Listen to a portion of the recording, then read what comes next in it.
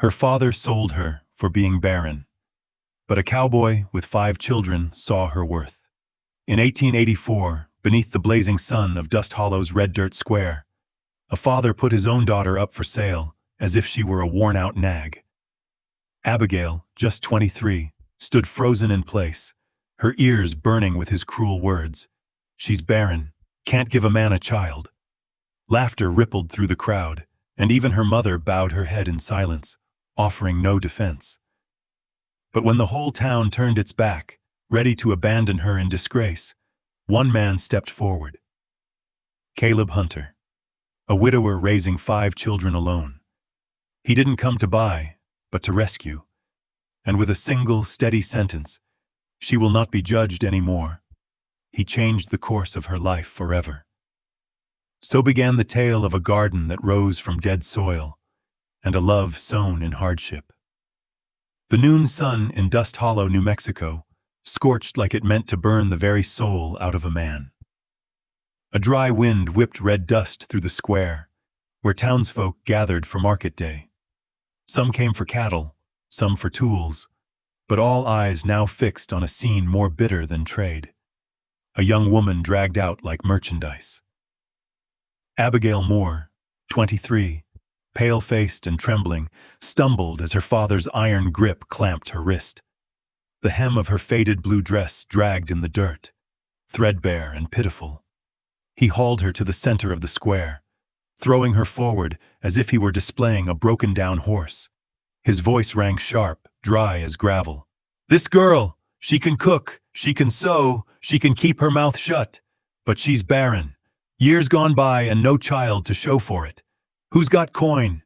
Take her home, no refunds." A hush swept through the crowd. A few men chuckled, women turned away, ashamed to watch.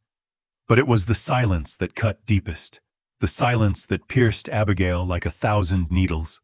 She stood there, fists clutching her skirt, her face burning hotter than the sun. Children peeked from behind their mother's skirts. Her own mother, worn, beaten down, kept her eyes on the ground, lips pressed tight. No word of protest, no hand of comfort. That silence was the final blade, severing the last thread of hope in Abigail's heart.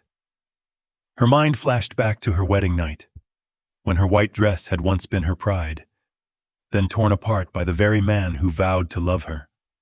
2 years of coldness and scorn for failing to bear a child, then cast aside like refuse. And now her father was bartering her shame as if she were cattle. The sun bore down, dust swirled, mocking whispers trickled around her. Abigail wanted to scream, to run, but her legs felt chained to the earth. She felt herself being buried alive in Dust Hollow, entombed in her family's contempt and her community's scorn.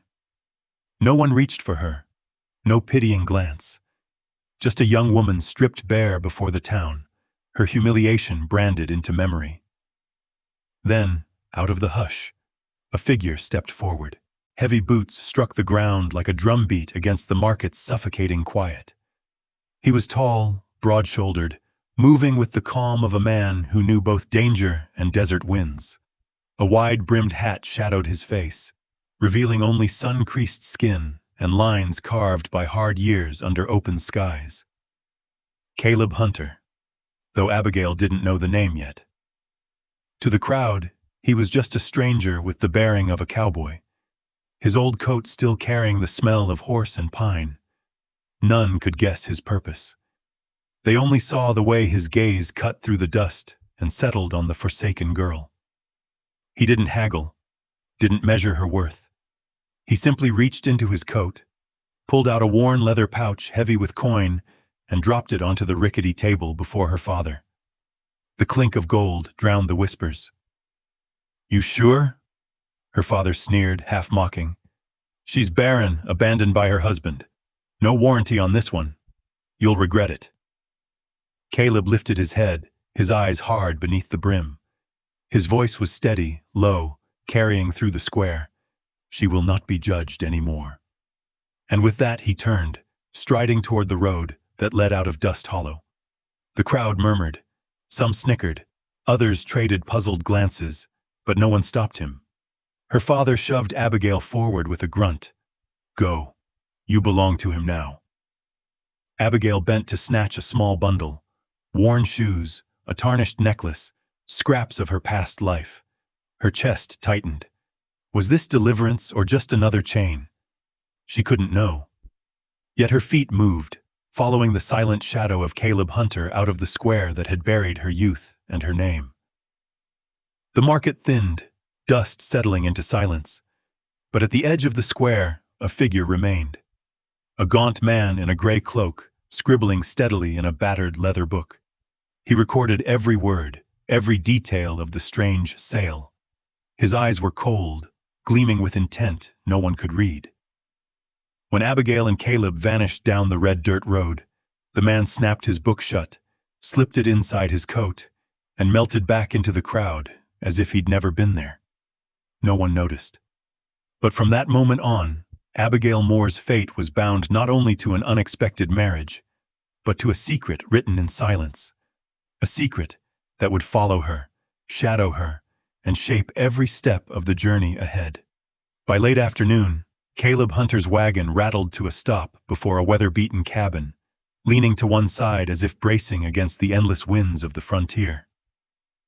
Beside it stood a rusted tin-roofed stable, and a few scrawny chickens scattered across the red dust yard. Abigail sat frozen on the seat, clutching her small bundle, eyes sweeping over the unfamiliar scene, heart tight with uncertainty. Caleb climbed down, tied the reins to a post, and walked toward the door without a backward glance, his steady, deliberate stride silently telling her to follow. Abigail bit her lip, stepped down into the dust, her dress hem streaked with grit. When the heavy blanket that served as a door was pulled aside, 5 small faces appeared, eyes wide, caught between fear and curiosity. They had lost their mother 2 winters past, and since then, the cabin had drowned in a silence too heavy for children. Abigail dipped her head in greeting. None of them answered. The quiet pressed thick against the air. Caleb spoke only once, voice flat as stone. "This is Abigail. She's staying." That evening, Abigail tried to kindle the hearth and prepare supper, her way of proving she belonged. But hands better suited for needle and thread stumbled with pots and knives. Beans boiled into a mushy paste, bread failed to rise and hardened like stone, and when she reached for the soup kettle, her grip slipped. The iron pot crashed against the floor, scalding broth splattering her hand in a hot sting. The children froze in silence. Abigail's breath hitched, memories flashing, of meals spilled in her former husband's house, of the curses, the slap across her face. Her eyes welled as she braced for Caleb's anger, but he only stepped forward, calm and steady. He picked up the pot, emptied what was left, wiped the floor clean, and said in a low, even voice, "It's just a pot of soup. No blame. No scorn." Then he turned back to his work as though nothing had happened. Abigail stood rooted, clutching the rag with trembling hands. Her chest tightened, not with shame but with something unfamiliar. Relief. Confusion. Never before had anyone told her that a small mistake didn't strip her of worth. In that crooked old cabin, for the first time, her trembling heart carried not just fear, but a flicker of hope. Night fell. The wind moaned through the cracked walls. Abigail lay restless in the narrow upstairs bed, staring into the dark. Then came the sound, ragged breathing, soft whimpers, from the room beside hers. She shot up and hurried in. Grace, the youngest and only daughter, twisted under a thin blanket, face flushed, sweat pouring. Her breathing was shallow, lips cracked and murmuring nonsense. Abigail's hand flew to the girl's brow. It burned like fire. "Caleb!" she called, panic breaking her voice. He appeared instantly, steel-hard eyes flickering with worry. Without a word, he dragged a wooden box from beneath the table, pulled out dried leaves and bark, and pressed them into Abigail's hands. "Willow bark. Mint. Can you use it?" She nodded, memory of her late mother guiding her. Soon water boiled, herbs crushed and steeped, the bitter scent filling the room. Abigail laid a damp cloth across Grace's burning forehead, then sat by the bed, cradling the frail body. All night she kept vigil. She hummed broken lullabies from childhood, smoothed Grace's sweat-soaked hair, whispered over and over, "You'll be all right. You'll make it through." The fire died down to gray ash, yet Abigail's arms never loosened. And when, at last, the girl whispered hoarsely, "Pancakes," a fragile laugh slipped through Abigail's tears. Dawn broke, pale light spilling into the room, and life returned with it. From the doorway, Caleb watched. A man who had known more death than life, war, famine, sickness, now found himself silenced by the quiet strength of a stranger. In his eyes, Abigail was no longer a burden. She was an anchor, something he and the children had forgotten existed. Hope. But the West never let hope rise without testing it. Hoofbeats thundered outside. Dust clouded the yard. Caleb snatched his rifle, jaw hard. "Pierce's men," he muttered. Abigail clutched Grace tighter as the children huddled behind the table. Through the cracks they saw 3 riders, scarves masking their faces, pistols gleaming at their hips. "We came for the girl," one sneered, tapping his gun. Caleb stepped onto the porch, his shadow stretching across the doorway. "There's nothing for you here," he growled. The leader smirked. "Word is she belongs to Samuel Pierce. Anyone hiding her makes themselves an accomplice."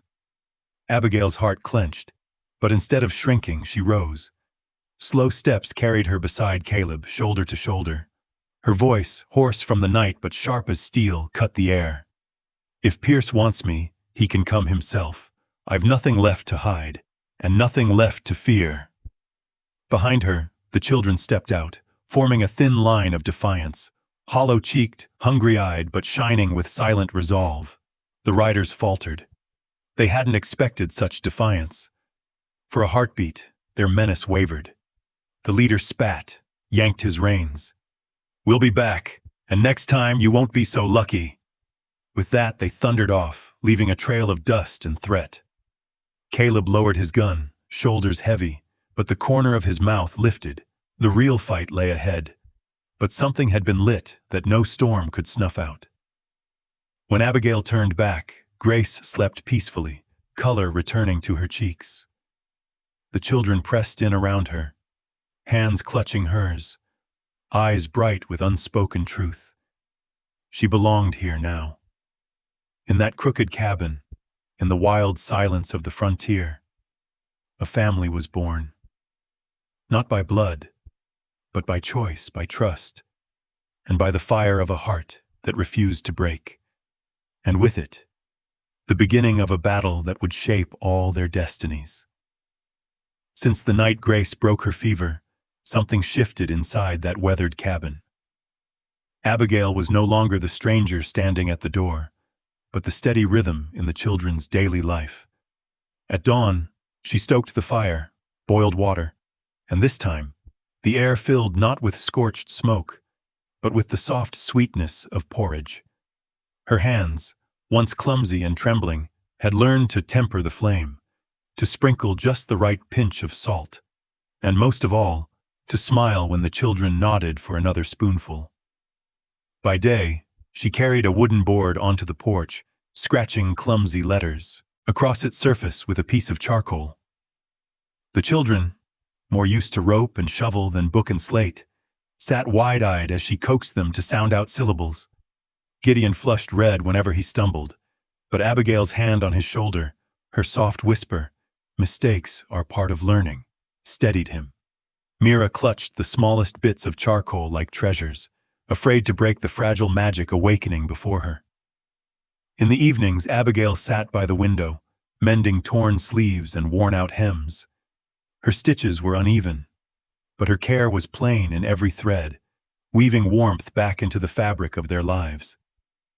The children, playing outside, stole glances toward her, their eyes no longer wary, but drawn by the presence of something they had long been missing: a mother's hand. One night, gathered around the fire, Caleb sat in his old wooden chair, listening quietly to the children's chatter. Abigail leaned forward to refill Henry's bowl. The boy accepted it, and without thinking, murmured, "Mama." The room froze. Spoons clinked against bowls and fell silent. Henry blushed, fumbling to correct himself, but Gideon broke into a laugh. "That's right, Mama," Mira chimed in, her eyes glowing. Samson, the littlest, ran to her, wrapping his arms around her legs and whispering shyly, "Mama." Abigail went still. Her hands trembled, her throat tight with a swell of air that turned into hot tears. Never had anyone called her that. Not as scorn, not as shame, but as a word full of love. She knelt, arms shaking but strong as she gathered Samson close, clinging to the moment as if it were life itself. Caleb lifted his gaze. He said nothing, but a quiet nod carried all that words could not. In the flicker of firelight, Abigail realized what she had become. Not a cast-off, not a bargain sold in Dust Hollow Square, but a home. Morning came, and Dust Hollow bustled louder than usual. Stalls lined the street, filling the hot air with the smell of corn cakes and fresh tanned leather. Caleb led a horse burdened with flour and nails for the ranch, while Abigail walked at his side, clutching a small basket, nerves twisting inside her.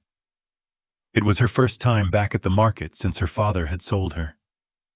Whispers followed her. Faces turned. Voices hushed. Abigail lowered her head, heart racing, keeping close to Caleb's tall frame. Then a sharp, shrill voice sliced through the crowd. "Well, if it isn't my former daughter-in-law, the Barren one!" Abigail froze. Her former mother-in-law stood by a fabric stall, fanning herself, eyes dripping venom. Beside her was a young woman, lips red, cheeks painted, one hand resting on her belly in smug display. "That's her?" The new wife scoffed, voice high and taunting.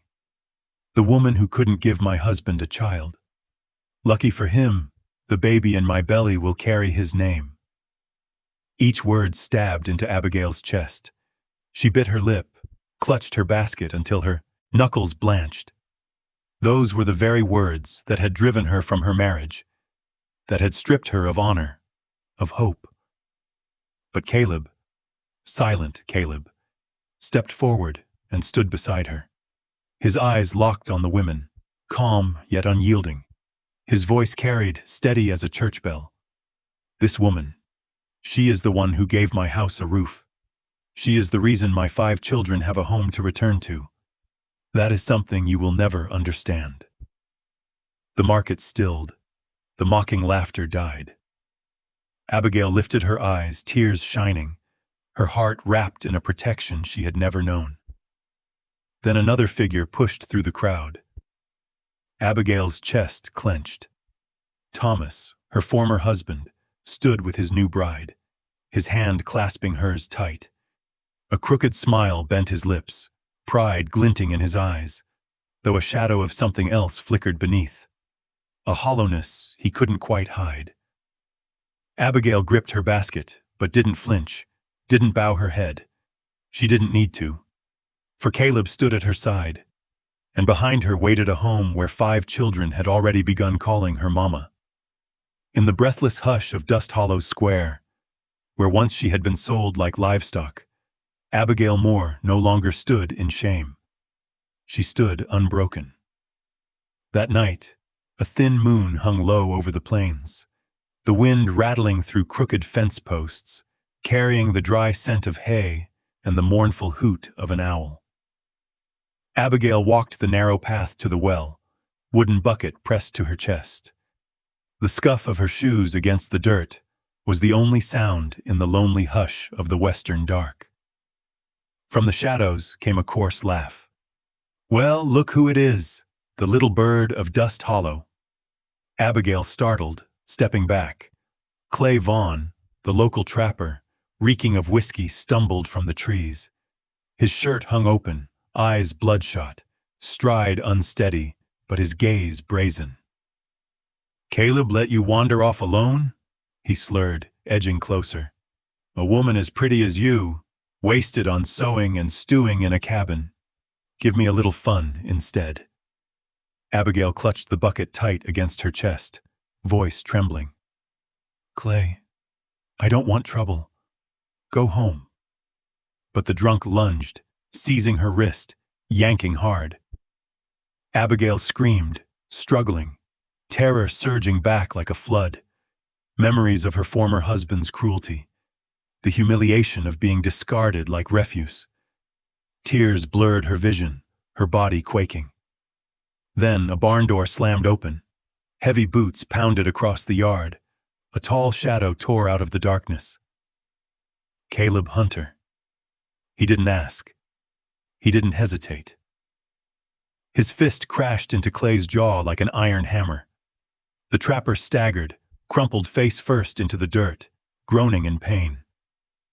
Caleb planted himself between Abigail and the world, chest heaving, eyes hard beneath the brim of his hat. His voice struck like a gunshot in the stillness. "No man touches her, unless I allow it." The yard froze. Even the wind seemed to stop. Clay wheezed in the dirt. Caleb turned, gently pried Abigail's trembling fingers from the bucket, and set it down. His rough, work-worn hand closed around hers, steady, firm, silent with a promise no words could match. Abigail broke down. Not from fear, but from the flood of something she had never known. Protection, respect, worth. Her tears streamed hot, her body shaking as she leaned into Caleb's chest. He didn't crush her into an embrace. He simply stood, unyielding, a wall for her to rest against. In the hush, her sobs faded into the steady beat of his heart. For the first time, the night of Dust Hollow was not an endless terror, but a moment where Abigail knew she was no longer alone. The following day, the sun blazed merciless over the backyard. Henry, the wildest of the 5 children, trailed after his older brother to the woodpile.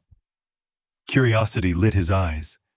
The axe was bigger than his arm, but he gripped it anyway, eager to mimic the men. Caleb was mending a fence, Abigail busy in the kitchen, when a scream split the air. Abigail dropped her spoon and bolted outside. There lay Henry, curled in agony, his face ghostly white, legs trembling. The axe had slipped, carving deep into his thigh. Blood poured, soaking the cracked dirt. "Lord above!" Abigail cried, falling to her knees. She pressed her skirt tight against the wound, her hands trembling as hot blood seeped through. Henry's sobs tore at her chest, his tiny fingers clutching hers, eyes wide with terror. Caleb came running, scooping the boy into his arms. His voice was hoarse but firm. "Table, boil water, clean cloths, now!" Abigail scrambled, tears streaming as she dragged every scrap of muslin and linen to his side. Her fingers shook, binding strip after strip, squeezing until her hands went numb. Still the red spread, and panic clawed her throat. "Mama, don't cry," Henry whispered, faint and broken. Abigail froze. From those pale lips, in the grip of agony, the boy had spoken the word she had once believed lost to her forever. Mama. One word, yet it cut chains, erased shame, lit her soul aflame. She sobbed harder, clutching him tight, whispering through her tears. "You'll be all right. Mama's here. Mama's here." Caleb's strong hands held pressure, his eyes alight with fierce determination, as though sheer will alone could tether the boy to life. At last, the bleeding slowed. Henry sagged into unconsciousness, breath ragged but alive. Abigail held his hand, heart pounding like a war drum. Out of the corner of her eye she swore she saw him again.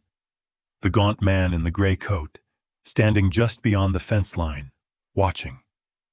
Not a trick of fear, she knew he had been there.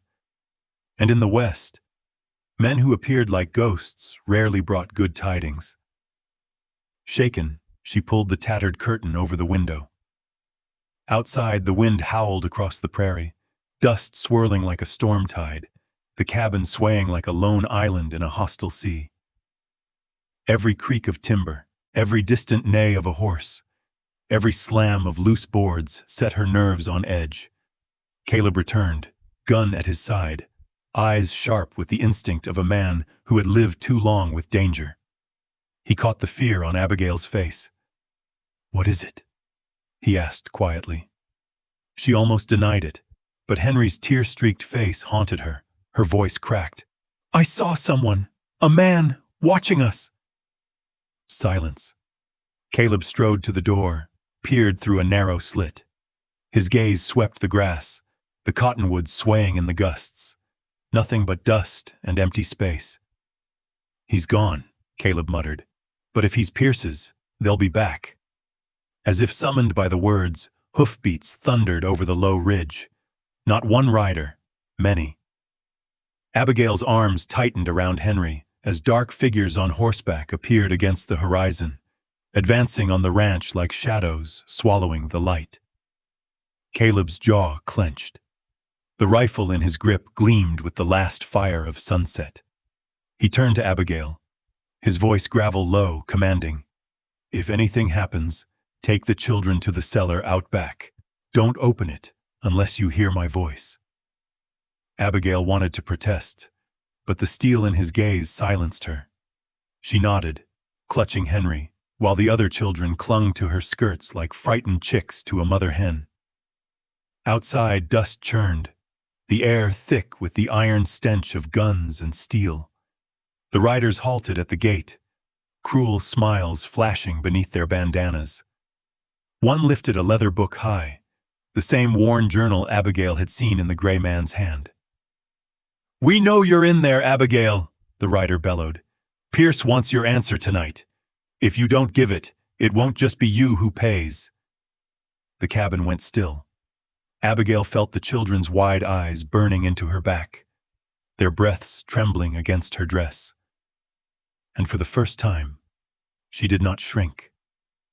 She straightened, fire blazing in her chest. Tonight, she could not run. Tonight, she would face the shadows that stalked her across the wild west.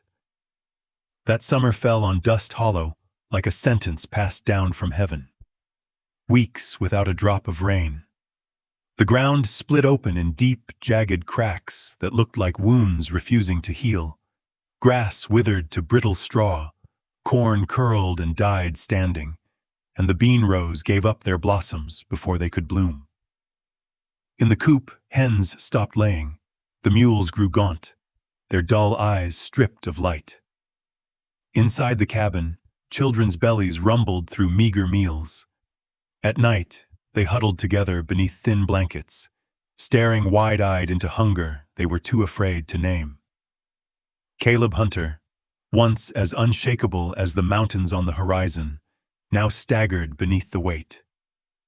From dawn to dusk, he dug ditches, mended fences, hauled water, until one evening, he collapsed on the porch, sweat pouring, breath-ragged fire in his chest. Abigail rushed to his side, small hands trembling but eyes burning with resolve. She knew, if Caleb fell, the family's last pillar would crumble. When Caleb took to bed, Abigail faced the barren land alone. Each morning she wrapped her hands in cloth and swung the hoe into earth hard as stone. Dust stung her throat, her palms blistered and bled, yet she pressed on.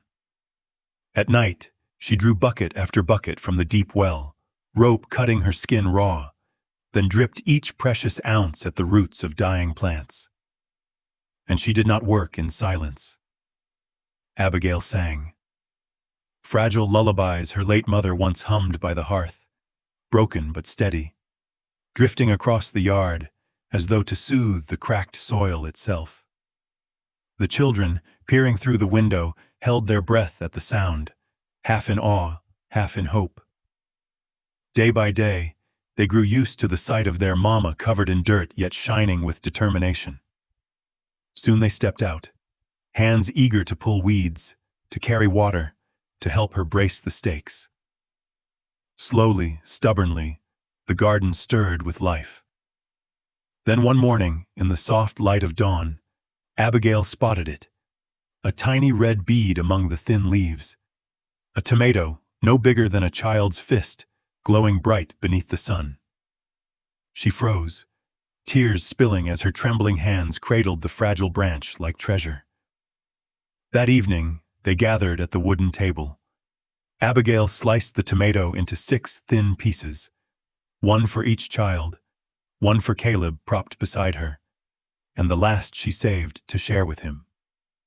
They ate in silence, savoring it slowly, as though swallowing a miracle sent straight from the Lord.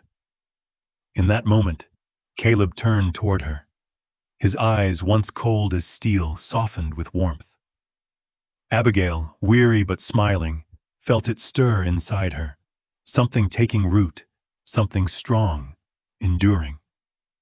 Like the tomato born from dead soil, love was rising between them. The heat pressed heavy that afternoon, when 2 polished wagons rolled to a stop at the Hunter Ranch. Not neighbors this time, but government men. Coats tailored, hats unsoiled, boots polished bright, as if they'd never touched Western dirt. They carried a map into the kitchen, spreading it wide across the wooden table. One tapped a neat line cut across the paper, his voice crisp as a verdict. The railroad will pass through here. The government is prepared to pay handsomely for you to move. Think of your children, their future, better schools, safety. Abigail, standing near the hearth, clenched her apron.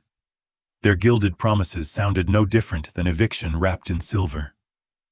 Caleb stayed silent a long moment, his gaze falling on the window where the small garden, green against all odds, still stood thanks to Abigail's hands. At last he turned back. No. His voice was low, granite strong. The younger official frowned, pressing, "Mr. Hunter, you don't understand. This is a chance for prosperity. Who could refuse?" "We refuse," Caleb cut in, arms crossed, eyes sharp as a blade. "This is my family's land. This is where my children will grow. You can draw your line around another hill, but not here." The room thickened with tension. At last, the elder man raised a hand to still his partner. He rolled the map away, offered a shallow bow, and left without another word. The door closed, heavy with threat. That very evening, Caleb carried a plank to the gate. With steady strokes he carved deep letters, then nailed it firm against the fence. Not for sale. The sign stood tall as an oath, unyielding. Abigail's eyes glistened with tears, yet shone with fierce resolve. The children crowded around, pressing their small hands against the carved words, as though claiming a fortress to shield them. But in the glow of sunset, Abigail saw it, the younger official, pausing as he mounted his horse. When he tilted his hat, she caught the cold glint in his eyes. Recognition chilled her. It was the same man she had seen in Dust Hollow, silent in the crowd, writing in his leather book as her father sold her. Now he was back, not to bargain, but to take. The Hunter home and the patch of soil they had fought to keep had become an obstacle to his grand design. And Abigail knew the sign on the gate was only the beginning of a battle that would test them all.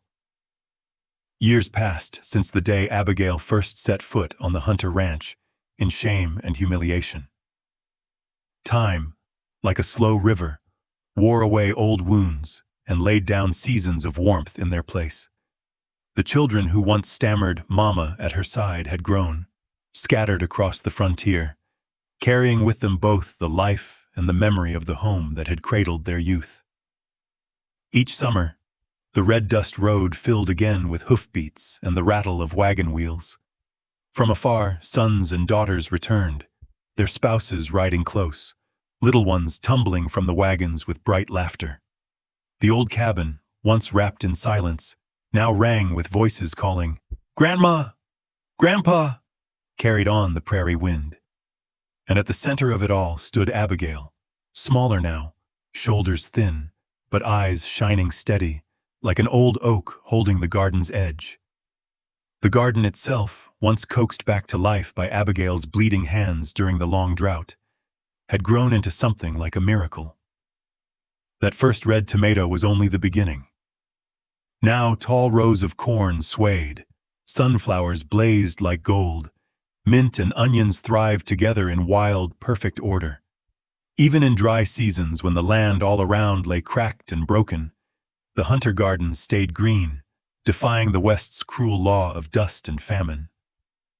Abigail often walked there with her cane, fingertips brushing each leaf, smiling as her grandchildren squabbled over beans and tomatoes. "Grandma, why does everything you touch grow green?" they'd ask, eyes wide. She only shook her head, whispering, "Because this place knows who truly loves it." At night, the long table filled with bread warm from the oven, steaming soup, and vegetables pulled straight from the soil. Candlelight flickered over the faces of children and grandchildren, all of them drawn around Abigail, the woman once sold like cattle, now the root that bound 3 generations. Caleb sat at the head, silent with his cup of whiskey, his gaze resting on her with a pride too deep for words. Stories circled again and again. The night Grace's fever broke, the day Henry nearly died by the axe, the single tomato that saved them during the drought. Each time, the children gasped as though hearing miracles. Abigail only smiled, her eyes glimmering, as if she too could hardly believe those days had once been real. The garden, like Abigail herself, was living proof. From dead earth, from scorn and humiliation, life could still rise, stubborn, radiant, and unquenchable. That autumn came early. Cold winds spun yellow leaves down the road to the Hunter ranch. Abigail, hair silver as dawn frost, her hands scarred from soil and toil, lay in her familiar wooden bed. Around her, children and grandchildren gathered, sobs breaking through whispered prayers. Abigail smiled faintly, her gaze gentle as ever, then closed her eyes in peace like a lantern burning bright until the last drop of oil was gone. Caleb sat at her side, his broad hand clutching hers long after the warmth had left. His heart sank, but no tears fell. Grief, he knew, was too small a vessel for what she had given. Days later, he went alone to his workshop, chisel in hand, carving until sweat and stone dust blurred his vision. At last, the words appeared, steady and deep. Here grew all she was never given, and all she gave away. Family, neighbors, and friends gathered beneath the old oak at the garden's edge, where Mira's childhood swing once swayed, where summers had seen children playing in the shade. They laid Abigail to rest there, beside the tomato vines that had once saved them all. Earth fell, handful by handful, but the garden around them glowed undimmed, as though refusing death itself. Caleb stood long before the stone, his hand pressed against the words, silently renewing the vow he had once made. No one would touch this land except those who truly loved it. At the gate, the wooden sign still stood, not for sale, its paint weathered, its letters carved deep, a promise time could not erase. Seasons rolled on. The garden stayed green. Winter snow covered the roof, but shoots still pushed through. Summer drought cracked the plains, yet sunflowers blazed and tomatoes ripened red. Travelers paused at the gate, eyes catching on the sign. Some nodded, some bowed their heads. Slowly, the story of Abigail and Caleb spread through Dust Hollow, the story of a love no gold could buy, a home that withstood every storm. Abigail was gone, but the garden lived, unyielding, proud, like her own life, and their love, born from the dust and the shame of being cast aside, had grown into legend, a tale told from one generation to the next. The story of Abigail and Caleb does not end with her passing, but with the legacy she left behind, a garden that never died, and a love rooted deeper than blood. From a woman sold for what she could not give, Abigail became the heart of a home, the center of a family, the keeper of a hope that endured. And perhaps in her story, we see our own longing for a place to belong and someone who will stand by us, no matter what shadows our past may hold. If this journey touched you, share your thoughts below. Don't forget to like, subscribe, and ring the bell so we can keep telling stories that reach the heart.